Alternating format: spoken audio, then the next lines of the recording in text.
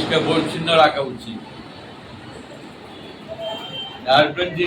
Dustbin থাকলে তো মানুষ আবর্জনা ফেলবে, এর অর্থই নয় যে এটার থেকে সবসময় গন্ধ বের।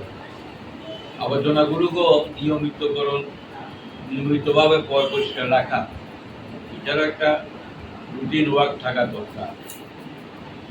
আমার মনে হয় এখানে কোথাও একটা ঘাটতি আছে বা এখানে একটা সিদ্ধান্তের অভাব আছে, যার ফলে এটা এই এন্ট্রেন্সে ঢুকতেই এটা নোংরা পরিবেশটা লক্ষ্য করা। আপনাদের এখন নতুন নিউ মার্কেটের ট্রেনিং আপনারা করছেন, নিউ মার্কেটের ট্রেনিং করলে ওখানে শৌচালয় হবে, ঠিক আছে, ওখানের ভিতরে কি ডাস্টবিন হবে কিনা জানি না, এখন এটা হওয়ার তো সময় সাপেক্ষ ব্যাপার। এর আগে কি করা যায় এটার ব্যাপারে একটা নিশ্চয় স্টেপ দেওয়া দরকার। এটা একটা তেলেমুলার সুনামও ক্ষুণ্ণ হইতেছে আর মানুষের এফেক্টেড। এটার ব্যাপারে আপনাদের একটা ডিসিশন নেওয়া একান্ত। বাজারের রাস্তা আমরা ক্রেতা বিক্রেতা সবাই আসি, এই যে গত বর্ষা গেল, রাস্তাগুলো তো নিশ্চয়ই আপনাদের মেরামতির আপনাদের এখতিয়ার না, এই যে গত বর্ষার সময় আপনি পায়ে হেঁটে কোনো রাস্তা দিয়ে যাওয়া এমন গর্ত, এমন ভাবে জল জমছে, এমন ভাবে জমতো, এটা মানে এর আগে আর কোনো সময় এরকম অবস্থা হয়নি। কোনো এক সময় এটা কাঁচা রাস্তাও ছিল, কোনো এক সময় রাস্তার মধ্যে জলও করাই। এই রাস্তা দিয়ে রাস্তার মধ্যে জল সন্তোষবেলা থেকে হয়তো দেখছে, কিন্তু এরকম কর্তমাক্ত অবস্থা হয়নি। এটা নিশ্চয় পিডাব্লিউডি রাস্তা। এবার আপনাদের পক্ষ থেকে প্রডিউস মার্কেট কমিটির পক্ষ থেকে বা আপনাদের সেক্রেটারি হিসাবে এই রাস্তাগুলোকে মেরামতি করা বা এগুলোকে ঠিকঠাক করে রাখা, এটা তো ইনিশিয়েটিভ নেওয়া দরকার। এটা পিডাব্লিউডি বা যারাই এগুলি দায়িত্বে আছে তাদের সঙ্গে করেসপন্ডেন্স করে এগুলিকে মেরামতি করা উচিত। এখানে কিছু কিছু ড্রেন আছে, গত বর্ষার সময় কোনো সময় বাজারে জল জমতে না, কিন্তু গত বর্ষাতে এই ড্রেনগুলো ভরে থাকার কারণে জল উঠে বাজার কোনো ড্রেনে হয়তো আবর্জনা ফালাইছে বা এইগুলো মাটি তুলছে, কিন্তু এটা তো একটা নিত্যনৈমিত্তিক ঘটনা। কিন্তু এগুলো তো পরিষ্কার রাখার দায়িত্বটাও আপনাদের ডিপার্টমেন্টের বা মার্কেট। এগুলো যদি আপনারা অবজার্ভ না করেন তাহলে তো মানুষের দুর্ভোগ হইবে। মাছ বাজারে আপনারা প্রতিনিয়তই যান, হয়তো কেউ আপনারা হয়তো মাসে একদিন যান, আমরা হয়তো 3 দিন যাই। মাছ মাংস বাজারটা অবস্থা আপনারা দেখছেন কিনা?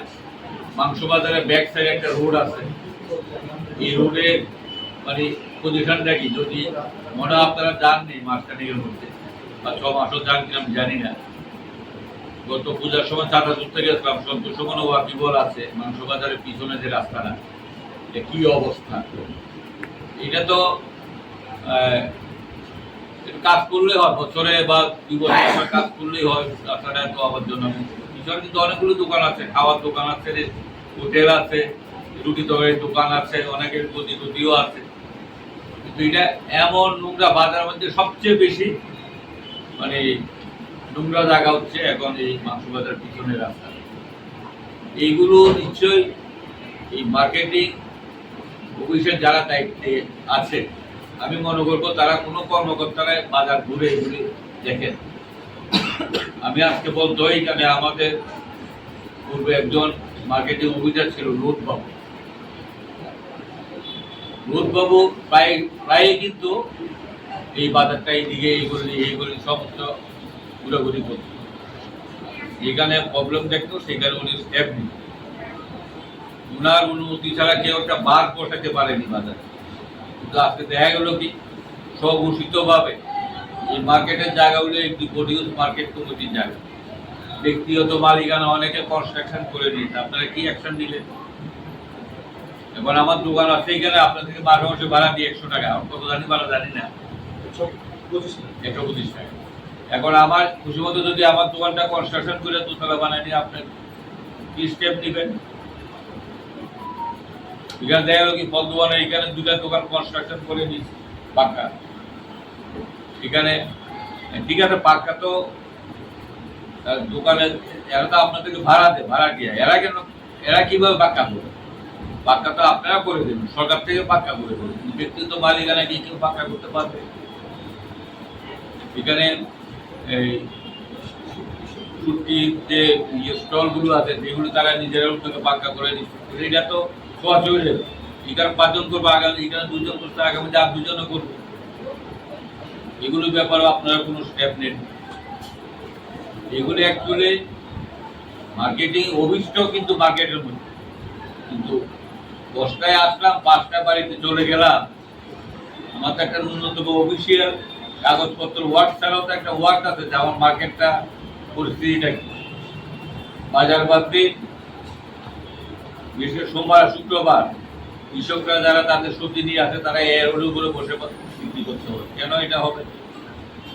এখানে 10-15 খানি জায়গা আছে এই যে মার্কেট, এখন আছে কৃষকরা আশাবাগতলা রোডে বসে সবজি বিক্রি করতো, এদিকে পুলিশের থাকতে, এদিকে গাড়িওয়ালা সব এগুলি তো দেখার দায়িত্ব প্রডিউস মার্কেট।